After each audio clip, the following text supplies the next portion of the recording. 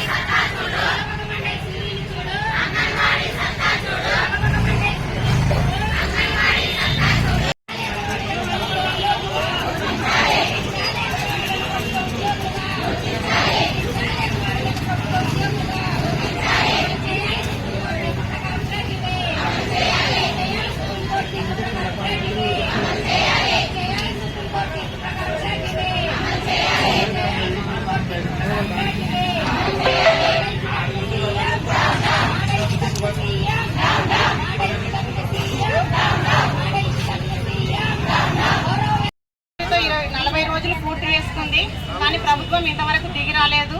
మా సమస్యలు 10 సమస్యలు పరిష్కరించాము.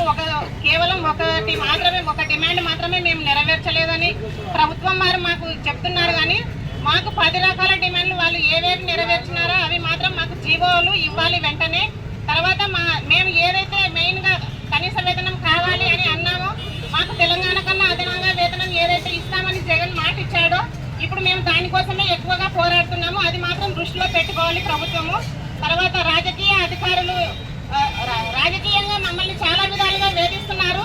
అంటే పార్టీ తరఫున నుంచి కూడా మీరు సెంటర్లలో జాయిన్ కావాలని రాష్ట్రం మొత్తం మీద కూడా చాలా వేధింపులకు కూడా గురి చేస్తున్నారు. అయినా కూడా మేము ఇంతవరకు ఎక్కడ కూడా మేము రాజకీయ వేధింపులకు కూడా లొంగకుండా మేము 40 రోజుల నుంచి సమ్మె చేస్తానే ఉన్నాము. ఇప్పుడు కాదు ఎప్పుడు కూడా మేము ఎవరికి కూడా భయపడము.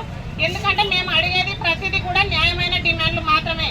కాబట్టి ప్రభుత్వం వారు ఇప్పటికైనా మా సమస్యలు మీరు అర్థం చేసుకొని, అంటే కొంతమంది మాట్లాడుతున్నారు సలహాదారులు, వాళ్ళు ఏదైనా మీ విషయం మేము సీఎం దృష్టికి ఇంకా తీసుకెళ్లలేదనే మాట్లాడుతున్నారు. అంటే 40 రోజుల నుంచి మేము సమ్మె చేస్తున్నా కనీసం మహిళలని చూడకుండా, అంటే మీరు ఎక్కినప్పుడు మీరే మాట్లాడినారు కదా, మా ప్రభుత్వం మహిళా పక్షపాతి అని మాట్లాడినారు.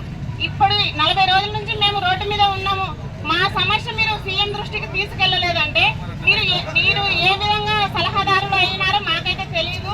మీరు ముఖ్యమంత్రికి ఇంతమంది సలహాదారులు ఉన్నారు, వాళ్ళు ప్రతి నెల జీతం మీకు ఎంత ఇస్తున్నారో మీ సలహాదారులు ఆయనకు అవసరం లేదు. కానీ మేము కేవలం కనీస వేతనం కావాలి, మేము సమాన పనికి సమాన వేతనం కావాలని మేము అడుగుతున్నాం. కానీ మమ్మల్ని పట్టించుకోకుండా ఆయన మాత్రం 100 మంది సలహాదారులనైనా పెట్టుకుంటాడు. ఎన్ని లక్షలు వాళ్ళకి ప్రతి నెల ఎన్ని లక్షలు ఇస్తున్నాడు, ప్రతిదీ కూడా వాళ్ళు ఆలోచించుకోవాలి ఒకసారి. కాబట్టి మేము 40 రోజులుగా ఇక్కడ గూడూరులో అంటే రాష్ట్రం మొత్తం మీద చేస్తున్నాము. కోడుమూరు ప్రాజెక్టు నుంచి మేము ఇక్కడ 2 మండలాలు 40 రోజులుగా సమ్మె చేస్తున్నాము. ఏ అధికారులు అంటే రాజకీయ నాయకులు కానీ ప్రజాప్రతినిధులు కానీ ఎవరు కూడా మా దగ్గరికి రాలేదు. మా సమస్యలు వాళ్ళు వినలేదు. మేము ఏదైనా సమస్య చెప్తామంటే కూడా వాళ్ళు ఇంతవరకు మా దగ్గరికి రాలేదు. మేము చెప్పాలని ముందుకెళ్ళినా కూడా వాళ్ళు తప్పించుకొని వెళ్తున్నారు. కాబట్టి ప్రభుత్వం ఇప్పటికైనా మా మీద దయ ఉంచి మా డిమాండ్లను నెరవేరుస్తారని మేము ఆశిస్తున్నాం. వ్యాప్తంగా అంగన్వాడీ కార్మికులు సమ్మె చేస్తున్నారు. మరి ఈరోజు 40 రోజులు అవుతుంది సమ్మె చేయబట్టి. మరి 40 రోజులుగా అంగన్వాడీ మహిళలు రోడ్లపైకి ఎక్కి సమ్మె చేస్తూ ఉంటే రాష్ట్ర ప్రభుత్వానికి కనీసం చీమ కుట్టినట్లు కూడా లేదు. పైగా 6 సార్లు చర్చలకు పిలిచారు. 6 సార్లు చర్చలు పిలిచినా కూడా చర్చల్లో కూడా ఏ ఒక్కటి కూడా పరిష్కారం దిశగా మాట్లాడే విధంగా లేకుండా మరి గ్రూప్ ఆఫ్ మినిస్టర్స్ గారు అంగన్వాడీ యూనియన్ నాయకులందరినీ బెదిరించే పనిలో పెట్టారు. ఇప్పటికే సమ్మెలో న్యాయబద్ధంగా అదేవిధంగా శాంతియుతంగా అంగన్వాడీలు కార్మికులు 40 రోజులుగా సమ్మె చేస్తూ ఉంటే మరి రకరకాల ఇబ్బందులు పెట్టారు.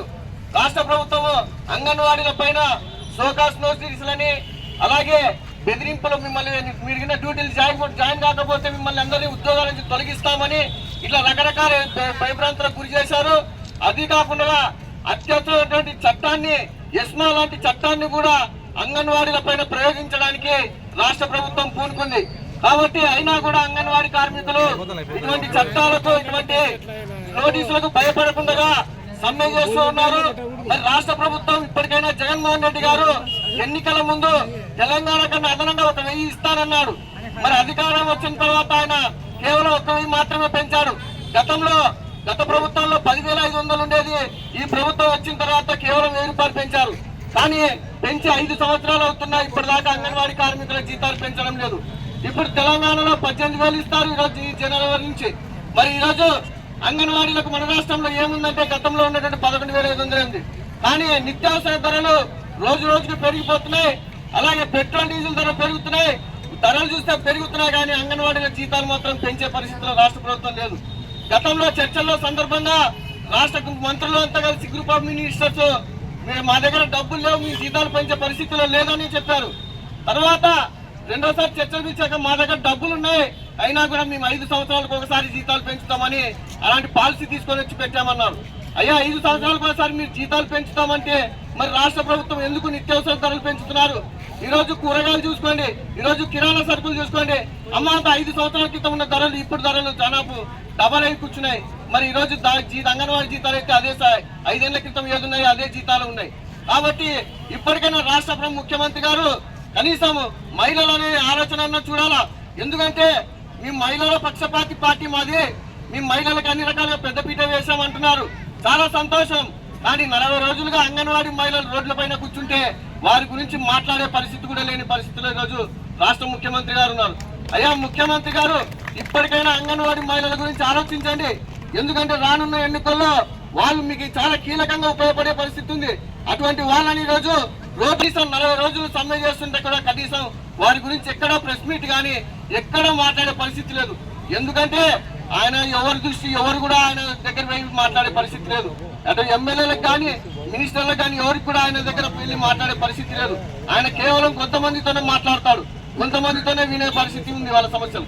దాంట్లో ముఖ్యంగా సజ్జల రామకృష్ణారెడ్డి గారు ఆయన ప్రభుత్వ సలహాదారుడా లేకుంటే ప్రభుత్వానికి వ్యతిరేకంగా సలహాలు ఇస్తున్నాడో మరి తెలియడం లేదు. ఈ రోజు 40 రోజులుగా అంగన్వాడీ మహిళలు రోడ్లపైన సమ్మె చేస్తుంటే అయ్యా జగన్మోహన్ రెడ్డి గారు వాళ్ళు సమ్మె చేస్తున్నారు, వాళ్ళకంతా ఇంత జీతాలు పెంచుతామా లేదా వాళ్ళ సమస్య ఏ విధంగా పరిష్కరిస్తామని ఆయనకు సలహా ఇచ్చేది పోయి ఆయన సలహాలు ఇవ్వకుండా అంగన్వాడీలను కూడా గ్రూప్ ఆఫ్ మినిస్టర్స్ గ్రూప్ లో చర్చల్లో పెట్టి వాళ్ళని బెదిరించే పరిస్థితుల్లో ప్రెస్ మీట్ లో ఆ విధంగా పెడుతున్నాడు. మరి ఆయన సలహాలు ఏ విధంగా ఇస్తున్నాడో మరి ఆ బెదిరింపుల్లోనే తెలిసిపోతుంది. జగన్మోహన్ రెడ్డి గారు ఇప్పటికైనా కొంచెం ఆలోచన చేయండి. ఇటువంటి సలహాదారులను మీరు పక్కన పెట్టుకునేందుకే ఈ రోజు అంగన్వాడీ మహిళలు రోడ్డు ఎక్కే పరిస్థితి వచ్చింది. కాబట్టి ఇప్పటికైనా మహిళల గురించి అంగన్వాడీ మహిళల గురించి ఆలోచన చేసి వెంటనే ఏదైతే మీరు ఇచ్చిన హామీలు అమలు చేయమంటున్నారు, గొంతమ్మ కోరికలు అడగడం లేదు, మీరు ఏదైతే ఎన్నికల ప్రచారంలో హామీ ఇచ్చారో దాన్ని అమలు చేయమంటున్నారు. అందుకే ఈ రోజు తెలంగాణలో 18,000 ఇస్తామంటున్నారు. మరి అంత ఇస్తారా లేదా కొంతమంది ఇస్తారా? ఎంతో మీరు నోరు తెచ్చండి, దయచేసి నోరు తెచ్చి అంగన్వాడీల గురించి మాట్లాడండి. ఆ విధంగా మాట్లాడే పరిస్థితి తీసుకోరండి. లేదంటే రానున్న ఎన్నికల్లో చాలా తీవ్రమైన ఇబ్బందులు ఎదుర్కోవాల్సిన పరిస్థితి వస్తుందని ఈ సభాముఖంగా అంగన్వాడీల తరఫున రాష్ట్ర ప్రభుత్వాన్ని విన్నవించుకుంటున్నాం. ఇప్పటికైనా రాష్ట్ర ముఖ్యమంత్రి గారు వెంటనే అంగన్వాడీ సమస్యలు పరిష్కరించి వాళ్ళకి ఇచ్చిన హామీలను వెంటనే అమలు చేయాలని ఈ సభాముఖంగా మేము రాష్ట్ర ప్రభుత్వానికి హెచ్చరిస్తూ రానున్న రోజుల్లో వీళ్ళ సమస్యలు పరిష్కరించకపోతే రానున్న రోజుల్లో చాలా తీవ్రమైన పరిస్థితులు ఎదుర్కోవాల్సి వస్తుందని రాష్ట్ర ప్రభుత్వానికి హెచ్చరిస్తూ మరి అవకాశం ఇచ్చిన మీ అందరికీ ధన్యవాదాలు తెలియజేసుకుంటూ సెలవు తీసుకుంటున్నాను.